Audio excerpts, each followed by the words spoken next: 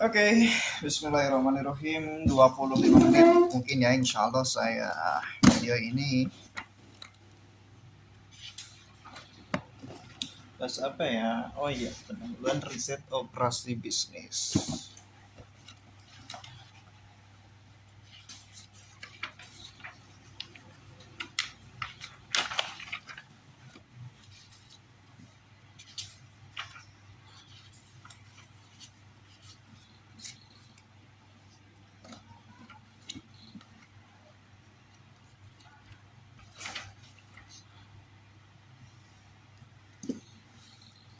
Strukturisasi permasalahan.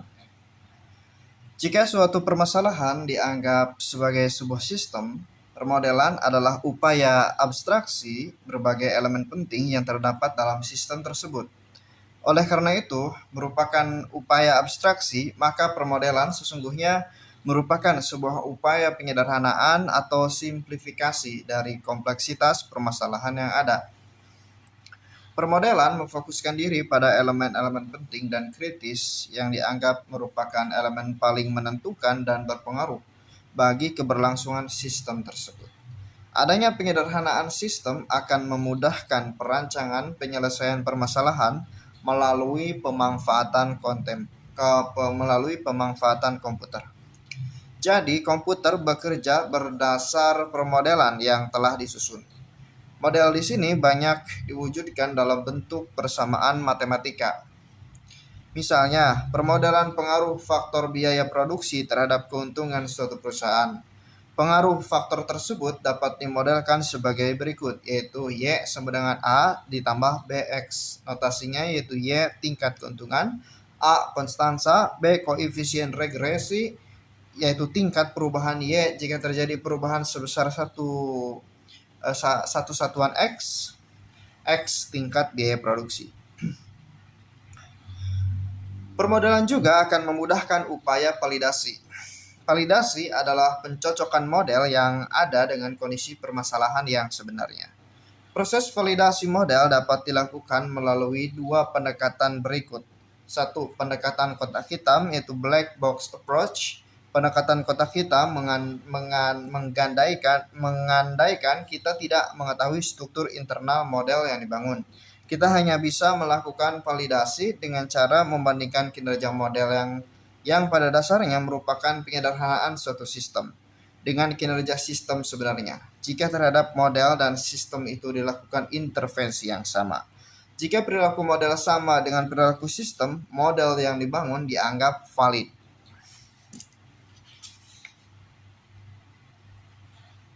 2. Pendekatan kotak putih atau white box approach. Berbeda dengan pendekatan kotak hitam, pada pendekatan kotak putih, kita memiliki pengetahuan detail tentang elemen-elemen yang terdapat pada model dan pada sistem. Pendekatan kotak putih banyak sekali digunakan dalam simulasi-simulasi komputer.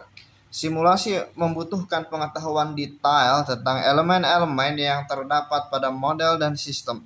Jika digambarkan, permodelan dinyatakan dalam gambar 1.9 berikut. Siklus permodelan, penggunaan model, validasi, pembangunan model, pemrograman. Setelah dilakukan strukturisasi permasalahan dan permodelan, tibalah saatnya tahapan implementasi. Implementasi adalah penerapan atau penggunaan model yang sudah dibangun untuk peningkatan kinerja organisasi. Tahapan implementasi bukanlah proses yang mudah. Pada tahapan implementasi ini diperlukan adanya tanggung jawab bersama antara klien dan analis. Tanggung jawab bersama akan membawa pada keterlibatan terus-menerus yang akan menjamin keberhasilan tahapan implementasi. Alat-alat yang membantu permodelan. Untuk membangun suatu permodelan diperlukan keterampilan dan keahlian tertentu. Keterampilan berkaitan dengan kemampuan menggunakan alat. Penggunaan alat akan memudahkan dalam membangun model, mulai dari mengekstrak esensi suatu permasalahan yang tidak terstruktur, membangun struktur model yang sederhana tetapi efektif atau parsimoni, hingga menerjemahkan model menjadi produk yang berguna bagi pengambilan keputusan. Beberapa alat yang membantu permodelan sebagai berikut. 1. Diagram pengaruh atau influence diagram. Diagram pengaruh adalah diagram yang menggambarkan struktur model. Dalam diagram pengaruh, suatu permasalahan digambarkan dalam aliran pengaruh atau penyebab suatu konsekuensi. Sebagai contoh, variabel keuntungan adalah variabel konsekuensi yang timbul dari berbagai variabel penyebab, seperti variabel biaya dan variabel penerimaan. Demikian juga halnya dengan variabel biaya dan variabel penerimaan. Variabel biaya dapat menjadi variabel konsekuensi dari berbagai variabel penyebab seperti variabel harga, jumlah produk, dan seterusnya. Dalam diagram pengaruh, keterkaitan sebab akibat ini digambarkan dalam bentuk grafik yang memudahkan dan mempercepat pemahaman suatu sistem permasalahan dengan cepat. Diagram pengaruh terdiri dari 4 komponen, yaitu variabel konsekuensi atau output atau simbol segi 8. B. Variabel intermediate simbol elips. C. Parameter simbol persegi panjang. D. Variabel keputusan simbol belah ketupat. E. Pengaruh simbol anak panah. Contoh diagram pengaruh untuk model keuntungan yaitu profit making. Untuk membuat diagram pengaruh dapat dilakukan dengan menentukan variabel konsekuensi. Dalam hal ini keuntungan. Berdasar variabel keuntungan ini kemudian dilakukan dekomposisi faktor-faktor apa yang mempengaruhi tercapainya keuntungan. Diagram pengaruh memberitahu kita dengan cepat faktor-faktor yang perlu diperhitungkan ketika pengambil keputusan berusaha menaikkan keuntungan. 2. Rekayasa lembar kerja atau spreadsheet engineering. Setelah memiliki diagram pengaruh yang menggambarkan aliran pengaruh dari variabel-variabel penyebab atau preseden menuju variabel konsekuen, selanjutnya model-model tersebut perlu dianalisis. Alat analisis yang digambarkan adalah lembar kerja atau spreadsheet.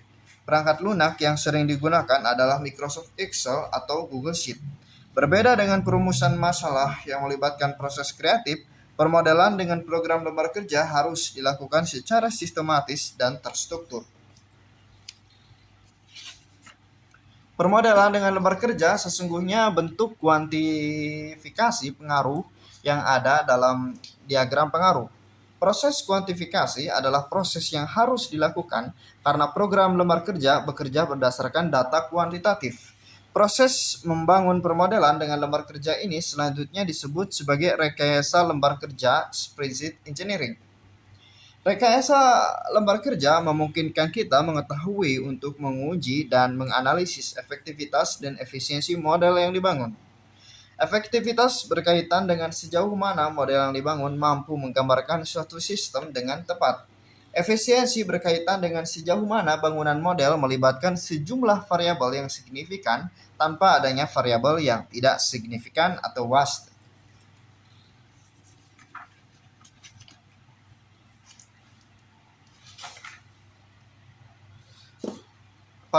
Parameterisasi. Parameterisasi adalah alat untuk menguji efektivitas dan efisiensi model. Parameterisasi dilakukan dalam bentuk mengestimasi data input yang paling tepat untuk diproses dalam model. Sebagai contoh, dalam suatu model antrian di bioskop, jumlah loket merupakan salah satu parameter yang menentukan efisien dan efektivitasnya sistem antrian di bioskop.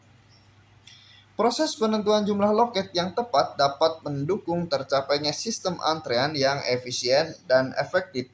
Disebut sebagai proses parameterisasi. Proses parameterisasi akan berhasil jika terdapat ketersediaan dan akses data yang diperlukan. Model deterministik cenderung hanya membutuhkan sedikit data sehingga proses parameterisasi dapat dilakukan lebih cepat dibanding model probabilistik. 4. Analisis sensitivitas. Analisis sensitivitas adalah alat yang penting untuk menguji suatu model analisis sensitivitas berbeda dengan parameterisasi. Parameterisasi dilakukan dengan tujuan mencari nilai yang tepat untuk suatu data input. Sedangkan analisis sensitivitas dilakukan dengan mengubah nilai-nilai output untuk mengetahui dampaknya pada nilai output. Pelaksanaan analisis sensitivitas didasarkan pada asumsi bahwa model yang sudah ada berada dalam lingkungan yang memiliki ketidakpastian. Untuk mengetahui sejauh mana dampak ketidakpastian tersebut pada model, analisis sensitivitas perlu dilakukan. Analisis strategi. Analisis strategi adalah salah satu alat dalam permodelan yang melibatkan serangkaian keputusan yang menentukan perjalanan cerita suatu sistem yang dimodelkan. Analisis strategi menentukan dalam melakukan pemilihan keputusan yang berkaitan dengan model. Pengambilan keputusan dilakukan dengan mempertimbangkan berbagai faktor yang mempengaruhi. Sebagai contoh, dalam model keuntungan, profit model, pengambil keputusan bisa mengambil keputusan atau membuat strategi melalui pengaturan biaya atau penerimaan. Setiap pemilihan strategi akan menentukan jalan cerita model keuntungan tersebut dijalankan di suatu perusahaan.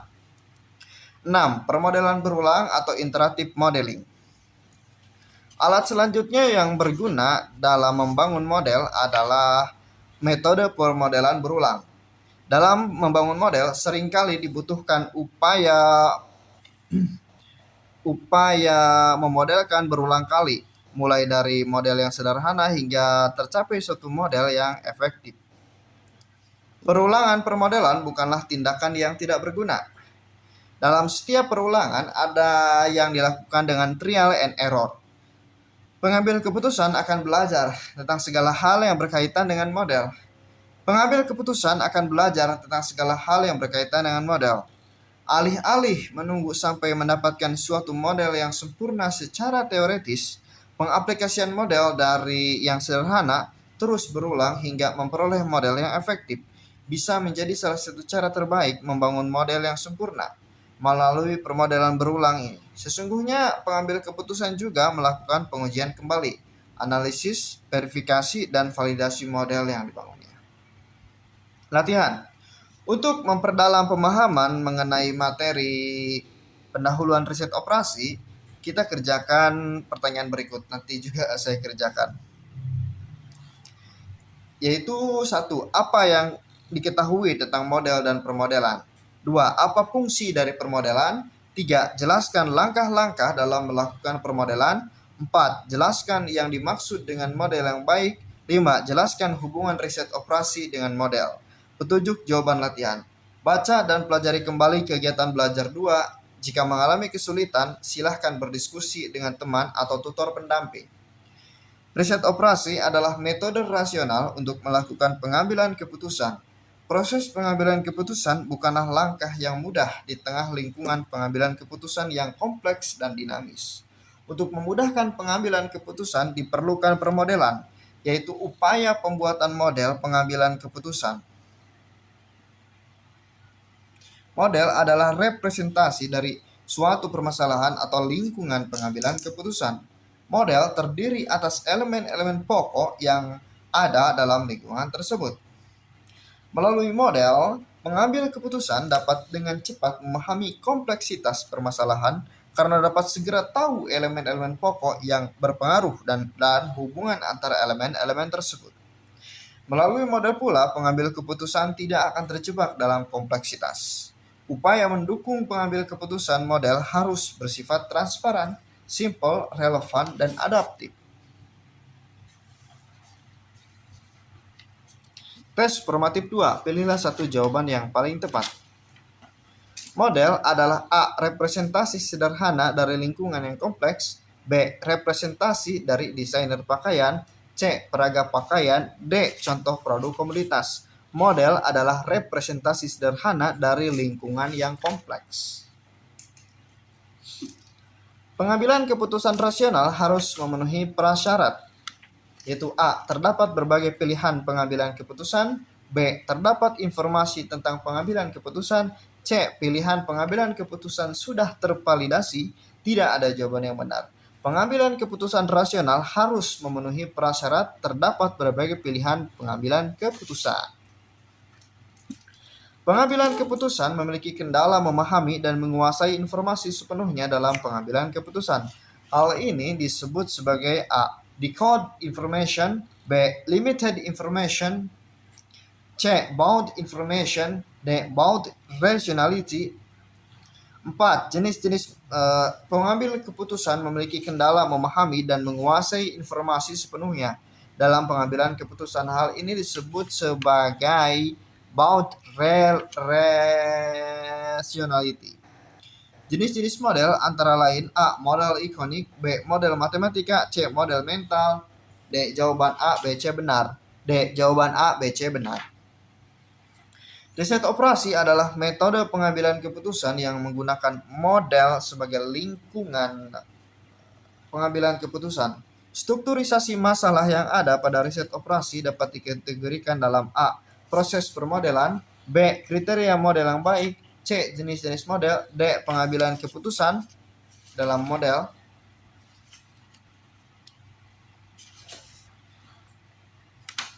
Riset operasi adalah metode pengambilan keputusan yang menggunakan model sebagai lingkungan pengambilan keputusannya. Strukturisasi masalah yang ada dalam riset operasi dapat dikelompokkan dalam proses permodelan.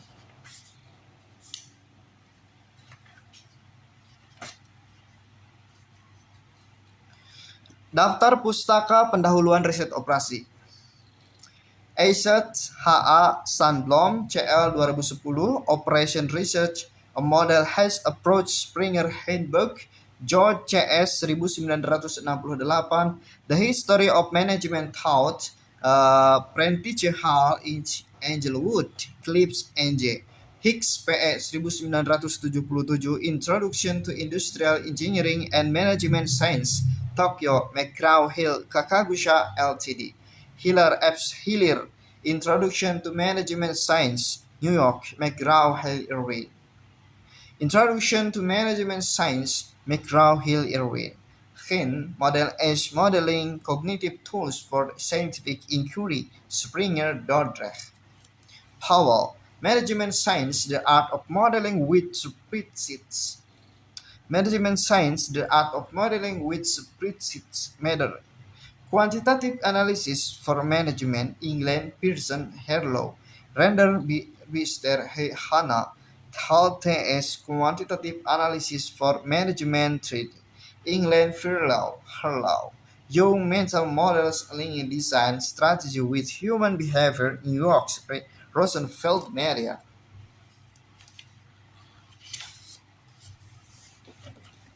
Glosarium pendahuluan riset operasi.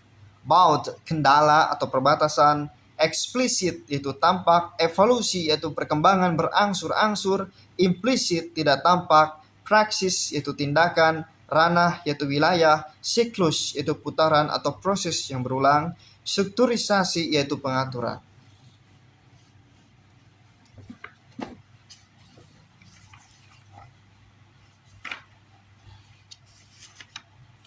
Aceh si mongong jempa